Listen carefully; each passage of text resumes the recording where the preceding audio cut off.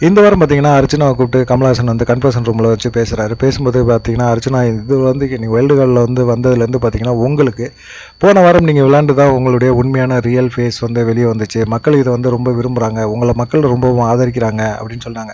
ஆனா wild card என்ட்ரியா உள்ள வந்த பிறகு பார்த்தீங்கன்னா, அர்ச்சனா மேல கொஞ்சம் அதிருப்தி இருந்தாலும், அவங்க தொடர்ந்து பார்த்தீங்கன்னா, பிரதீப்க்கு ரெட் கார்டு குடுத்தது தவறு அப்படிங்கிறதுல பேச ஆரம்பிச்ச பிறகு பார்த்தீங்கன்னா, அவங்களுக்கு மக்களோட ஆதரவு அதிகமா கிடைக்க ஆரம்பிச்சது. இது வந்து கமலஹாசன் சொல்லாம, இந்த தடவ பார்த்தீங்கன்னா, அர்ச்சனாவுக்கு உழுந்த ஓட்டுகள்ல பாதிக்கு மேல ஓட்டு வந்து அர்ச்சனா தான் வாங்கியிருக்காங்க அப்படிங்கும்போது, கமலஹாசனால இத தவிர்க்கவே முடியல. என்ன பண்றதுன்னு தெரியல. ஆனா அர்ச்சனாட்ட வந்து ஒரு விஷயத்த வந்து தெளிவா சொல்றாரு. நீங்க தொடர்ந்து இப்படியே கேம் விளையாண்டீங்க அப்படின்னா, கண்டிப்பா நீங்க தான் டைட்டில் வின்னர்.